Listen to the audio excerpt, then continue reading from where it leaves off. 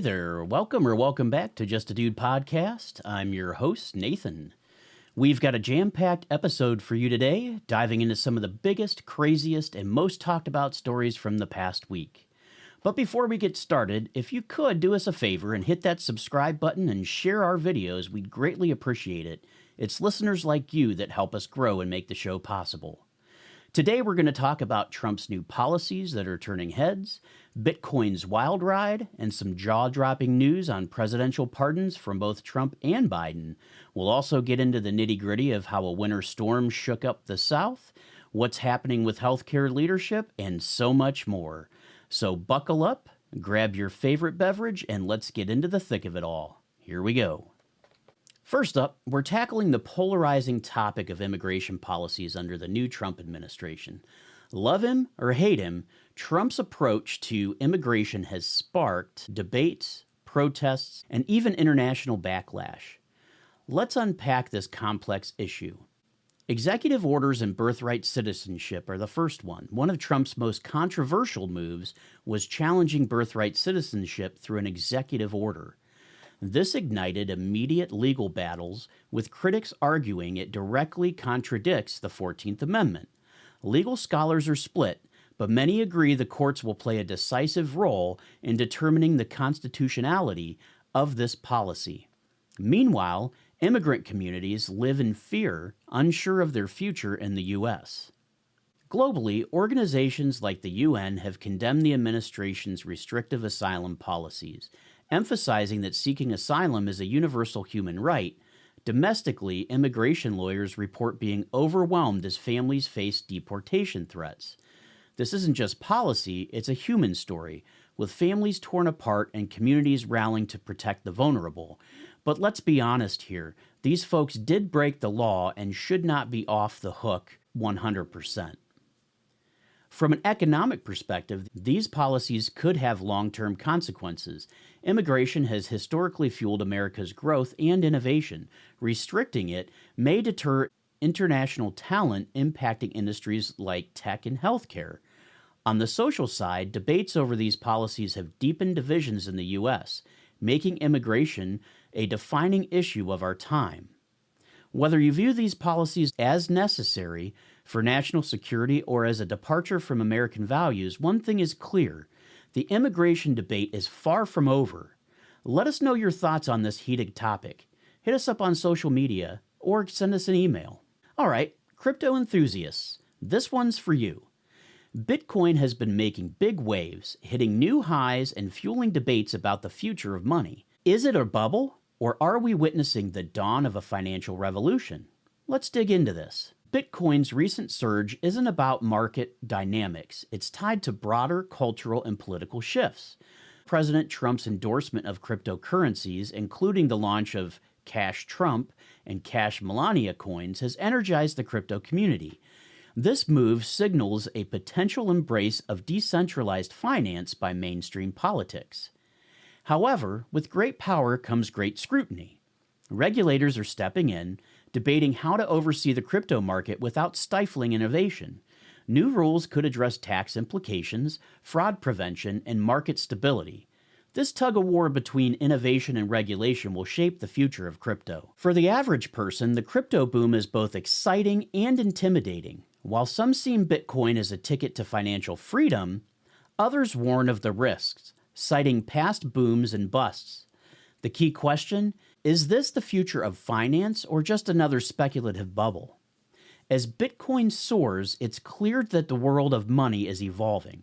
Whether you're a skeptic or a believer, one thing's for sure: this is a story worth following. Hit us up with your crypto questions and stories. We'd love to learn more and provide more to our audience. Let's shift gears to another hallmark of Trump's presidency: his prolific use of executive orders. From international agreements to domestic policies, Trump's pen has reshaped America's political landscape almost overnight. But has it been effective governance or just chaos? Let's break it down. Trump's executive orders often aim to dismantle Obama-era policies. Examples include pulling out of the Paris Climate Accord and reversing healthcare initiatives. Supporters see this as keeping campaign promises, while critics argue it creates instability and undermines long-term planning. Environmental groups have been vocal about the rollback of climate protections. They argue these changes could have devastating effects on global efforts to combat climate change. On the social front, changes in healthcare and education policies have sparked debates about federal versus state control. For many, these executive orders are more than political theater. They affect daily life. From job opportunities to healthcare access, Trump's decisions have ripple effects across the communities. This approach highlights the power and limits of executive action. Whether you view Trump's executive orders as necessary corrections or overreach, they've undeniably reshaped America's policy landscape. What do you think? Are these changes for the better, or are they for the worse? It's time to talk money. The economy is on the rise, but what does that mean for the average American? From stock market highs to concerns about inflation, let's explore the current economic landscape. The stock market's recent surge can be tied to Trump's economic policies, including deregulation and tax cuts. These measures have boosted corporate profits and investor confidence, but critics argue they disproportionately benefit the wealthy. While growth is good news, some economists warn about inflation. If prices rise without corresponding wage increases, middle-class families could feel the squeeze. This tension highlights the complexity of balancing growth with economic opportunity. For small businesses, the economic environment presents both opportunities and challenges. While consumer spending is up, rising costs and supply chain issues remain big hurdles. How these factors play out will shape the business landscape in 2025. The economy is a mixed bag of optimism and caution. Whether you're an investor, a business owner, or just trying to make ends meet, these trends matter. Share your thoughts how the economy is impacting you. Let's take a look at a topic that cuts to the heart of American identity: birthright citizenship. Trump's executive order challenging this constitutional right has sparked a heated legal and cultural debate. Here's what you need to know. The 14th Amendment has long been interpreted to guarantee citizenship to anyone born on U.S. soil. Trump's challenge to this principle has divided legal scholars, with some arguing the language is clear and others suggesting historical context allows for flexibility. This issue has ignited protests and rallies across the country. Supporters of Trump's stance argue it's about protecting national sovereignty, while opponents see it as a fundamental attack on American values. Trump's biggest theme for this item is that it removes an incentive for people to come and have children in the U.S. The outcome of these legal battles could redefine how the U.S. approaches immigration and citizenship. The stakes are high, with implications for millions of people and America's global reputation. This isn't just a legal fight, it's a question of what it means to be an American. Where do you stand on this contentious issue? Let's hear your take and your thoughts. Shifting gears to a more specific group affected by Trump's immigration policies, Indian students in the U.S. These policies have sent ripples through the academic institutions and disrupted the lives of thousands of international students. Let's explore the broader implications. Indian students have long viewed the U.S. as a land of opportunity, just like many other, drawn by its prestigious universities and career prospects. However, stricter visa policies and uncertainty about work permits have created significant hurdles, leaving many unsure about their futures. U.S. universities have benefited from the diverse perspectives and tuition fees international students bring. Now they face declining enrollment from abroad, prompting concerns about their financial stability and global reputation. Some institutions are pushing back, advocating for more inclusive immigration policies. The human side of the issue is heart-wrenching. Students who have built lives, friendships, and careers in the U.S. now face the possibility of returning home. This brain drain could harm industries like tech and healthcare that rely heavily on international talent. The struggles of Indian students highlight the broader challenges of restricted immigration policies. How the U.S. addresses these issues will shape the global standing in academia and innovation. For crypto enthusiasts, we've got another story for you. Here's a game-changing development. The SEC has repealed SAB 121, paving the way for banks to hold crypto assets. Let's break down what this means for the crypto world. By allowing banks to securely hold crypto assets, the decision could encourage institutional investors to enter the market. This could lead to a greater stability and legitimacy for cryptocurrencies. However, with institutional involvement comes increased scrutiny. Banks will need to comply with anti-money laundering, AML, and Know Your Customer, KYC regulations, which could affect the decentralized ethos of crypto. On the plus side, everyday investors might feel more secure knowing that crypto assets are held by trusted institutions. This could spur wider adoption and innovation in the space. The repeal of SAB 121 is a turning point for crypto. It's an exciting time, but also a moment to watch how regulation evolves. Let us know your thoughts on this milestone in cryptocurrency. So let's talk about the big shakeup at United Health Group. Tim Knoll has just stepped in as a new CEO of United Healthcare after, well, the really sad and unexpected passing of Brian Thompson. You know, Noel's been with the company for a while, heading up Medicare and retirement part of the business. So he's got hands deep in the healthcare cookie jar, especially with how complex and crucial that sector is. Now he's got to navigate this beast in a time when everyone's got their eyes on healthcare, thanks to all the policy changes coming out of the Trump administration. The thing is, with all eyes on him, Noel's not just taking over the helm. He's also stepping into a role where public trust in health insurers is kind of shaky.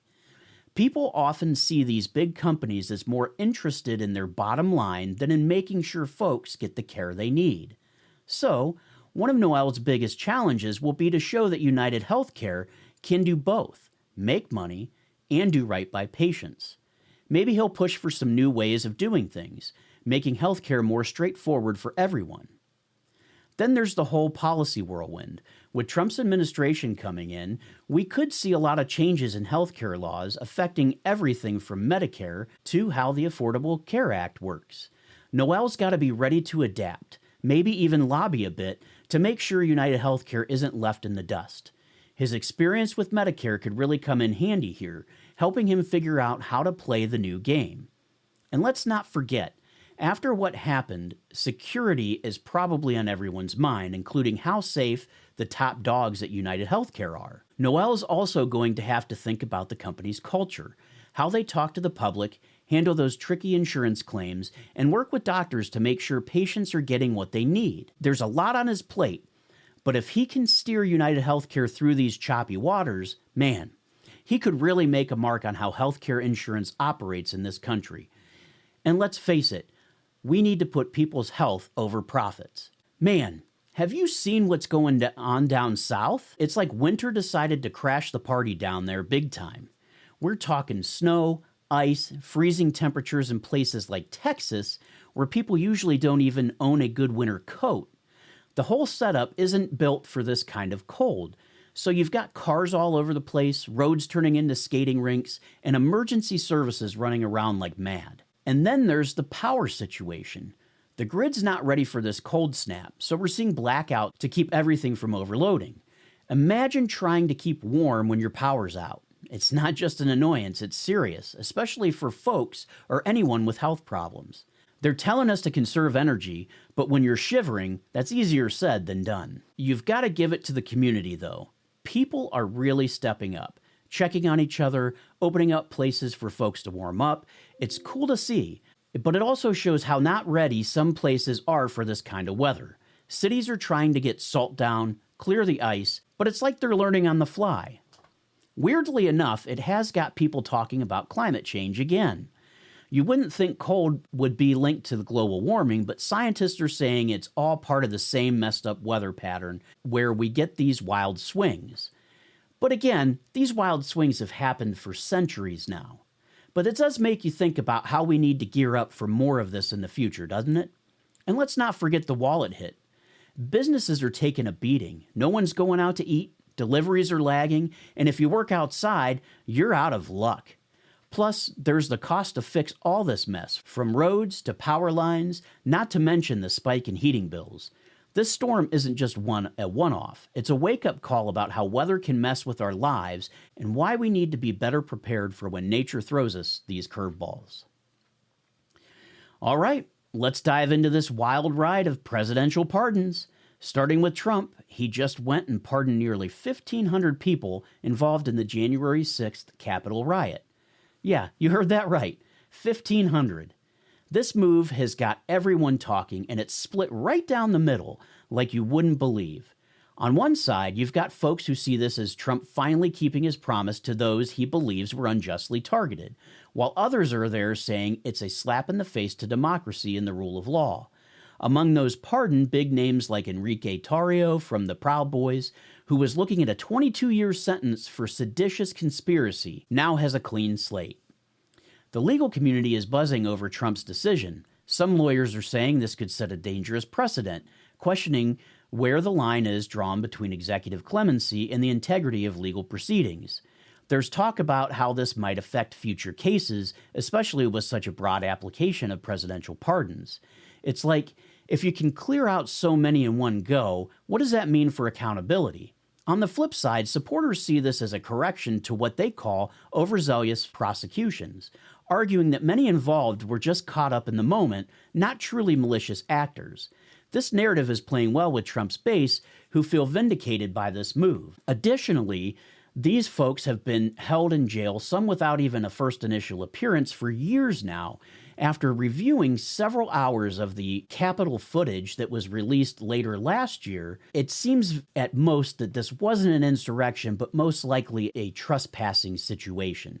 So when we look at this, the time served probably does match that of a regular trespassing case. But that's my opinion. We'll see what you guys think. But now let's switch gears to Biden. Before he left office, he made some big moves on the pardon front too. Biden issued preemptive pardons after he said in an interview earlier in his career that he would not do it and he was opposed to it. But he issued preemptive pardons to folks like General Mark Milley, Dr. Anthony Fauci, and members of the January 6th committee. This was seen as a protective measure against potential political vendettas by the incoming Trump administration. These pardons weren't just about big names. Biden also pardoned his family members, citing fears of Trump targeting them. Biden's approach was quite different, focusing on preventing what he called politically motivated prosecutions. He might know a little something about that. Critics of Biden's pardons argue it was an abuse of power, a way to shield allies and family from scrutiny. Supporters, however, see it as a necessary shield against what they view as an administration ready to weaponize justice system, even though one of Trump's executive orders was to not weaponize the justice system. This act of clemency by Biden was part of a broader trend where he also commuted sentences for nonviolent offenders, aiming to rectify systematic issues in sentencing. He also commuted the sentences of those on death row at the federal level for most inmates. So here we are with these two very different approaches to presidential pardons. Trump's sweeping pardons for January 6 participants have reignited debates on justice, forgiveness, and what healing looks like for a nation still divided over that day. Meanwhile, Biden's strategic preemptive pardons are seen by some as safeguarding democracy and by many others as questionable use of executive power. It's a complex situation stirring up a lot of emotions, debates, and discussions about the very nature of justice and political accountability. What a whirlwind week it's been, huh? We've covered everything from Trump's massive immigration overhaul to Bitcoin hitting the stratosphere, not to mention the drama with presidential pardons from both sides of the aisle. Trump's back in the White House, shaking things up with policy changes, while Biden left some parting gifts with his own set of pardons. We've seen economic highs, legal battles over citizenship, and the crypto world getting a nod from the big banks. And let's not forget the weather. That unexpected winter storm in the South really put resilience and community spirit to the test. Meanwhile, the shifting leadership at United Health Group shows us how critical healthcare policy is to our daily lives. All these stories paint a picture of a country in transition, where every policy move, legal decision, or natural event has layers of impact on our society. From students worrying about their future in the U.S., to investors betting on the next big crypto wave. From families affected by the Capitol riot to those bracing against the cold, we're all navigating this complex, ever-changing landscape together. So as we wrap up this episode of Just a Dude podcast, I want to leave you with this thought. Whether it's through policy, personal decisions, or how we respond to the unexpected, every action has a ripple effect. There are always consequences, good or bad, to our decision. Here's to staying informed, staying engaged, and most importantly, staying human in these interesting times. I want to thank you for tuning in. I'm Nathan, the host of Just a Dude podcast, and I'll catch you next week for another dive into the stories shaping our world. Stay cool, stay curious, and keep it real.